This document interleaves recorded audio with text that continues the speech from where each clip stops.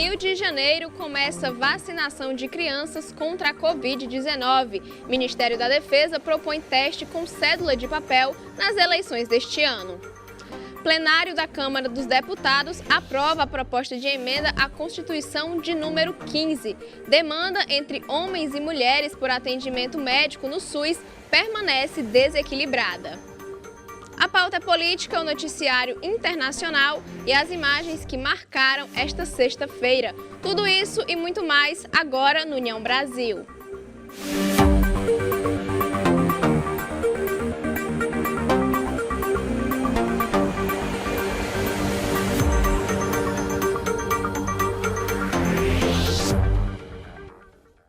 Olá, boa noite, eu sou Érica Prado e começa agora o União Brasil. Após a autorização da Agência Nacional de Vigilância Sanitária, a cidade do Rio de Janeiro começou a vacinar crianças com 4 anos de idade contra a Covid-19 nesta sexta-feira. A cidade do Rio de Janeiro começou nesta sexta-feira a vacinar crianças com 4 anos de idade contra a Covid-19. Por enquanto, a imunização está sendo feita apenas com a Coronavac. Segundo o calendário da Secretaria Municipal de Saúde, a previsão é vacinar o público dessa faixa etária até a próxima terça-feira. De 20 a 22 de julho, serão imunizadas crianças com 3 anos de idade. No dia 23, haverá uma repescagem para vacinar todos com 3 anos ou mais. Segundo o superintendente de Vigilância em Saúde do município, Márcio Garcia, assim que a Agência Nacional de Vigilância Sanitária autorizou o seu uso para essa faixa etária, a cidade do Rio de Janeiro decidiu iniciar a vacinação, já que possui vacinas suficientes. De acordo com os dados do Sistema de Informação Ambulatorial do Ministério da Saúde, indica que a demanda entre homens e mulheres por atendimento médico no Sistema Único de Saúde permanece desequilibrada. A demanda entre homens e mulheres por atendimento médico no Sistema Único de Saúde permanece desequilibrada, embora a distância entre os gêneros venha se reduzindo ao longo dos anos. Um levantamento inédito da Sociedade Brasileira de Urologia, com dados do Sistema de Informação Ambulatorial do Ministério da Saúde, indica que, enquanto mais de 312 milhões de homens já foram atendidos em 2022, as mulheres ultrapassam 370 milhões. No ano passado, foram mais de 725 milhões de homens contra mais de 860 milhões de mulheres. A diferença na demanda entre homens e mulheres fica bem evidente nos atendimentos específicos. Neste ano, houve mais de 1.200.000 atendimentos femininos por ginecologistas, mas a procura dos homens por urologistas ficou em 200.000 atendimentos. Com base nos dados e aproveitando o Dia do Homem, que é comemorado no dia 15 de julho, a Sociedade Brasileira de Urologia alerta para a importância do cuidado com a saúde masculina, especialmente para a prevenção do câncer de bexiga, que, de acordo com a entidade, é o segundo tumor urológico mais incidente nessa população. Em primeiro lugar, fica o câncer de próstata. A Sociedade Brasileira de Urologia informou também que estimativas do Instituto Nacional de Câncer apontam que em 2022 serão identificados 7.590 novos casos entre os homens e 3.050 entre as mulheres. Os números do INCA indicam ainda que em 2020 houve 4.595 óbitos causados por tumor na bexiga, entre eles 3.097 em homens e 1.498 em mulheres. De acordo com a consolidação das leis trabalhistas, o empregado tem direito de descansar por 30 dias após trabalhar 12 meses seguidos. Mas e quando esse direito não é respeitado, o que podemos fazer nessa situação? Acompanhe. Muito aguardada pelos trabalhadores com carteira assinada ao longo dos 12 meses de trabalho, as férias servem para que ele possa descansar dando uma pausa no serviço. Mesmo sendo assegurado pela consolidação das leis trabalhistas CLT, esse benefício pode não ser respeitado. Com isso, as férias vencem e o trabalhador não usufrui e também não é remunerado. Nesse momento, surgem as perguntas. A prática é legal? Nos casos de férias não concedidas, o que acontece? Diante dessas situações, o que o trabalhador pode fazer? As férias é um direito previsto em lei, como explica o advogado trabalhista Leandro Campos. As férias é um direito do trabalhador previsto na legislação trabalhista, que prevê que a cada 1 ano de trabalho o colaborador tem o direito de tirar 30 dias de descanso. O pagamento das férias deve ser realizado até 2 dias antes do período de férias do colaborador, conforme o artigo 145 da CLT. Algumas empresas, agindo de forma ilegal, podem não efetuar o pagamento na data devida, com a finalidade de tirar o direito do colaborador do seu período de descanso. Com isso, caracteriza férias vencidas. As férias vencidas são assim chamadas por o trabalhador não fazer uso delas dentro do período previsto em lei. Para ter direito às férias, é preciso ter trabalhado por 12 meses seguidos. Após esse período, o empregado pode usufruir do benefício que tem direito. Caso o empregado não tire as férias dentro dos 12 meses de concessão, elas se tornam vencidas. As férias vencidas, de acordo com advogados especialistas na área trabalhista, são ilegais e desrespeitam a Constituição Federal e o direito do empregado ao benefício. As férias vencidas são ilegais, tendo em vista que o empregador tem até 2 dias para pagar a devida remuneração. Caso o empregador não efetuar esse pagamento, ele sofrerá uma sanção, que será o pagamento em dobro. Sobre o pagamento de férias vencidas, o empregador deverá pagá-la em dobro ao seu funcionário, juntamente com 1/3 constitucional, de acordo com a advogada Emanuela Borges.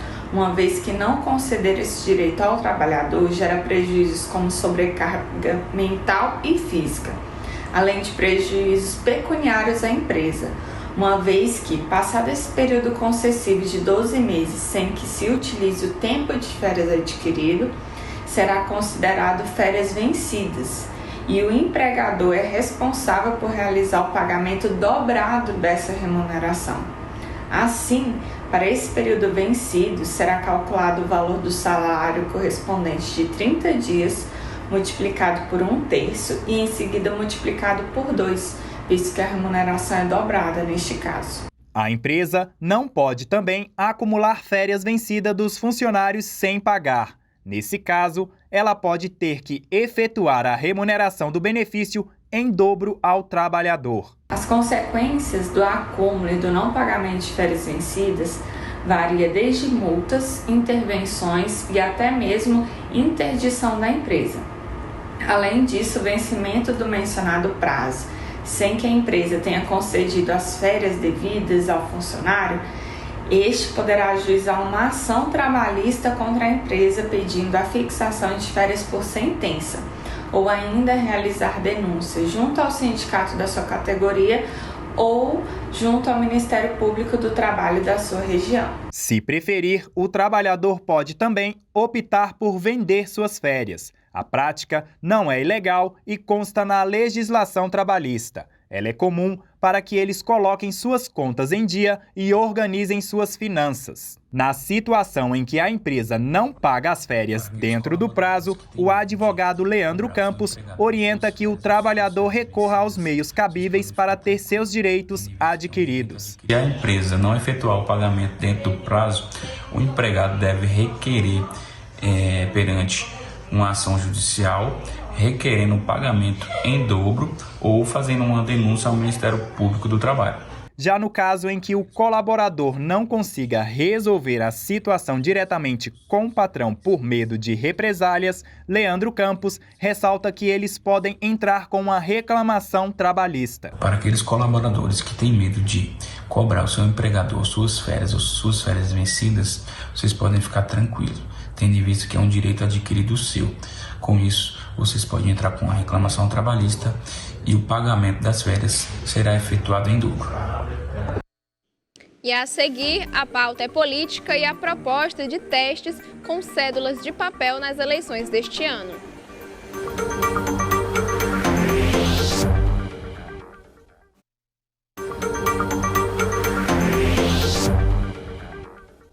Congresso promulga de uma vez 3 emendas à Constituição. Kassab oficializa que PSD não apoiará nenhum presidenciável. Assuntos para a pauta política.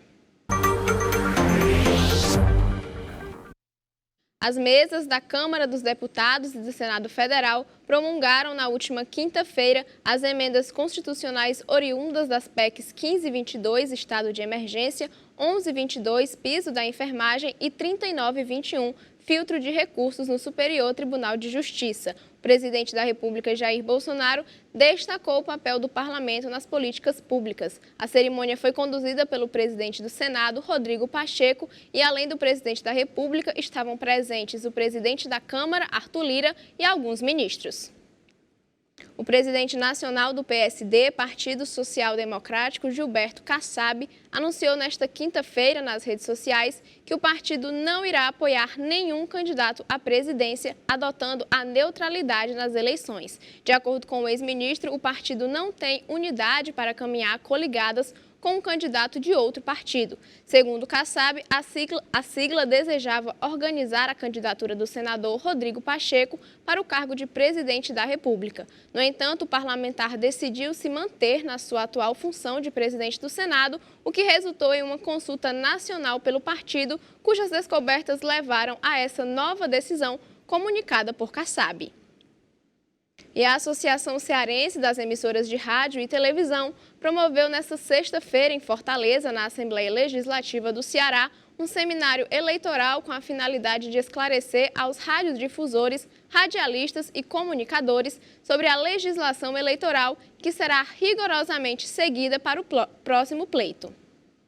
A Associação Cearense das Emissoras de Rádio e Televisão, a ACERT, promoveu nesta sexta-feira, 15 de julho, no auditório Murilo Aguiar da Assembleia Legislativa do Ceará, um seminário eleitoral. Afro Lourenço, advogado e presidente da ACERT, nos contou um pouco da abordagem do seminário. A legislação eleitoral, no que pertine aos veículos de rádio e televisão. Os palestrantes abordarão a propaganda eleitoral gratuita, direito de resposta, pesquisas, debates, e todas essas questões estão sendo postas de forma objetiva e prática para que os veículos atentem para as suas responsabilidades e o respeito ao princípio da paridade de armas, ou seja, o tratamento isonômico dos candidatos. O presidente da ACERT enfatizou a importância da participação dos profissionais da comunicação nesse seminário. A importância é para que ele não deslize na legislação eleitoral e venha a sofrer sanções. Então é fundamental que ele conheça as suas limitações, que conheça o procedimento do processo eleitoral para que ele se conduza de forma respeitando os princípios, respeitando os candidatos e, sobretudo, respeitando os seus ouvintes e telespectadores, oferecendo para eles uma conduta isonômica, um tratamento igual para todos os candidatos. Lourenço falou ainda há quanto tempo esse seminário acontece. Eu já tenho 30 anos de ACERT, portanto, durante esse período todinho, sempre nós fazemos os seminários eleitorais em toda campanha, seja municipal, seja federal, estadual. Nós fazemos isso com esse sentido, de sempre relembrar a legislação eleitoral para os comunicadores, de modo que nós tenhamos uma campanha eleitoral pacífica, sobretudo, e respeitando o princípio de que democrata é aquele que respeita as diferenças. Walter Bardavil, que é presidente da Associação Cearense de Jornalistas do Interior, detalhou a importância das duas associações trabalharem em conjunto. A importância da ACERG está nesse momento e praticamente quase em todos os momentos alinhados com a ACERT, é exatamente de levarmos aos comunicadores e a todo o estado do Ceará exatamente a importância das eleições e também a importância para que as emissoras de rádio, os comunicadores tenham consciência de como proceder e agir de maneira correta em todo o processo eleitoral. No Senado, o Ministério da Defesa propôs teste com cédula de papel nas eleições deste ano. Na última quinta-feira, o Ministério da Defesa propôs um teste com cédula de papel nas eleições deste ano durante a audiência pública no Senado. A proposta foi classificada pelo ministro da Defesa, Paulo Sérgio Nogueira, como um teste de integridade das urnas eletrônicas. O chefe da equipe das Forças Armadas no grupo de fiscalização do processo eleitoral, Coronel Marcelo Nogueira de Souza, que apresentou ao Senado a sugestão, explicou aos parlamentares que algumas urnas seriam mantidas na sessão eleitoral de forma paralela, sem serem utilizadas na votação oficial. Em nota de 2021, o TSE já afirmava que realiza um teste de integridade com cédulas que garantem a segurança no processo eletrônico. Ao final da votação, é impresso um boletim de urna e o sistema auxiliar também emite um boletim. Dessa forma, os dados são comparados e é verificado se a urna eletrônica funcionou normalmente, bem como se foram registrados exatamente os votos das cédulas digitados na urna. E o plenário da Câmara dos Deputados aprovou a proposta de emenda à Constituição de número 15, conhecida como PEC dos Auxílios. Com a aprovação da PEC dos Auxílios pela Câmara na noite desta quarta-feira, 14 de julho, o Auxílio Brasil, antigo Bolsa Família, terá aumento de R$ 200, saindo de R$ 400 para R$ 600. O novo valor entrará em vigor após a promulgação do Congresso e será válido até 31 de dezembro de 2022. A mudança faz parte das diretrizes da PEC dos combustíveis. O texto foi aprovado com 469 votos a favor e 17 contrários e prevê ainda a criação do auxílio caminhoneiro no valor de R$ 1.000, a criação de um auxílio taxista e aumento do auxílio gás federal de R$ 53 para R$ 120. O economista Vandenberg Almeida fala dos pontos positivos da proposta. Essa PEC que foi aprovada recentemente, isso pode trazer benefícios para a população, porque nós vamos ter um aumento aí significativo, principalmente do auxílio emergencial, esse Auxílio Brasil, que vai passar de R$ 400 para R$ 600. Então vai ter aí um crescimento significativo para o bolso dessas famílias de baixa renda, onde vai aumentar o consumo. Eu tenho essa questão do auxílio para os caminhoneiros, eu tenho essa questão que vai ajudar a questão do Brasil a aumentar o seu consumo, favorece isso dentro do comércio, dentro do setor de serviço. Então, vou ter uma circulação maior de moeda, então vai fazer com que o mercado possa crescer e se desenvolver mais. O economista detalhou quais os possíveis pontos negativos dessa medida. Tem algumas questões negativas, alguns impactos negativos, que a gente vai ver isso mais na frente. Um déficit na conta pública, essa questão de uma herança que pode ser repassada para um próximo mandato, para o próximo ano de 2023, porque as contas precisam...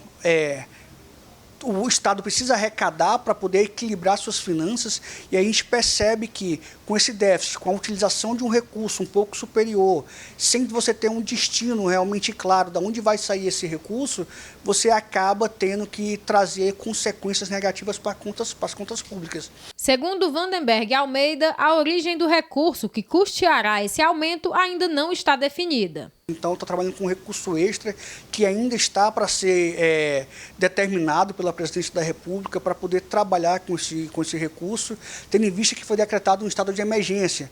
Então, é um recurso extra que vai ser utilizado para não comprometer o teto dos gastos e não comprometer essa regra de ouro que o governo utiliza para poder se manter ainda dentro da questão fiscal. Esse pagamento será concedido essencialmente para famílias de baixa renda e o beneficiário deve estar com o cadastro atualizado no CadÚnico.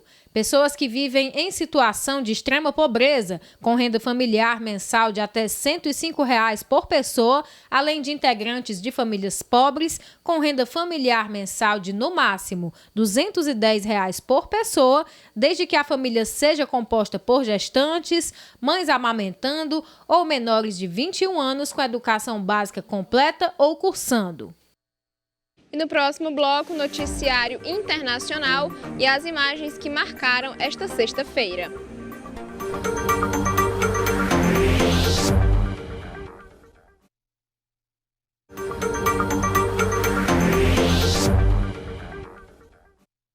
Vamos conferir o noticiário internacional com as imagens da Euronews.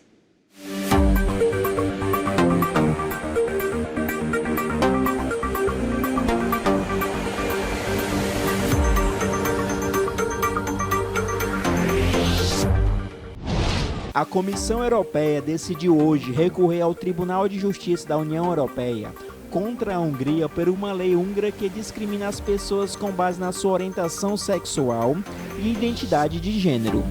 Segundo autoridades de Bruxelas, essa lei viola as regras do mercado interno, os direitos fundamentais dos indivíduos, em particular das pessoas LGBTIQ e os valores da União Europeia.